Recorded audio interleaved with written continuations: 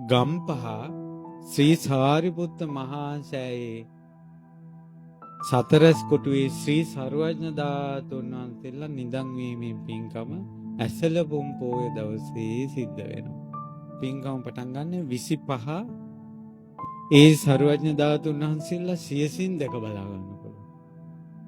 සාරිපුත්ත මහා සෑයේ ඇසලපුම් පොය දවසේ උදේ සර්වඥ ධාතුන් වහන්සේලා නිදන් කරලා රංකොත පළඳලා ගුවනින් මල් වරුසා වස්සවනවා.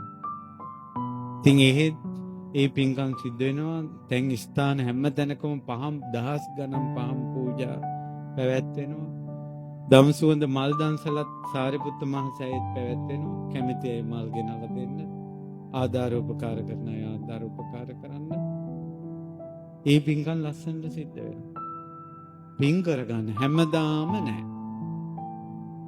මේවා හැමදාම නැහැ. අද අහවල් සෑයේ ධාතු නිදන් කරනවා කියලා අද ඇහුවට ওই විදියට එක පිට එක යුද්ධ කාලේ හැම තැනම බොහොම බහඩ හැම ගමකම කොයි හැම සෝනකම රණවිරුවෙක් යට දාලා දෙනවා.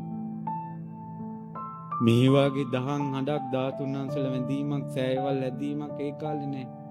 මේ නම් අවසාන යුගයේ ආය විහෙර විහාර කරවලා ධාතුන් වහන්සේලා ඇස් වලින් දැකලා වැඳලා එවැනි මේ වගේ දන් දෙන එහෙම යුගයක් ආයේ නැහැ.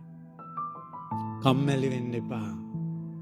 මම මේ නිවන් දකින්නයි යන්නේ කියලා යන්න පින්වතුනි පින්කම් වලට. ඇත්ති විඳ හිටියා මිනිස්සයන්ගෙන් විඳවනවා, නෝනගෙන් විඳවනවා, දරුවන්ගෙන් විඳවනවා, අසල්වැසියන්ගෙන් විඳවනවා, ආර්ථිකයෙන් විඳවනවා, අධිහුණියන් වලින් විඳවනවා, අමනුෂ්‍ය ප්‍රශ්න වලින් විඳවනවා. කොච්චර දුක් අන්දරාවකද ඉන්නේ පින්වතුනි මිනිස්සු. ගෙවල් වල ගිනි අරන් ඉන්නේ මිනිස්සු. නිදහස් වෙන්නකෝ පින්වතුනි. එකම එක දෙයක් පතන්න ඇස් වලින් බුදු සමිඳු දැකලා ස්වාමීනි භාග්‍යතුන් වහන්සේ මම ඊතර වේවා.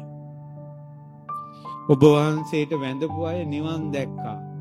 ඔබ වහන්සේට මල් පුදපු අය නිවන් දැක්කා. පහන් පුදපු අය නිවන් දැක්කා. වැඳපු අය නිවන් දැක්කා. ඔබ වහන්සේට මිනිස්සු මල් පහන් පුදද්දී ඔබ වහන්සේ මිනිසුන්ට අමා නිවන දන් දුන්නා. ස්වාමීනි මටද අමා නිවන ලැබේවා කියලා පතන්න. නිවන පතන්න.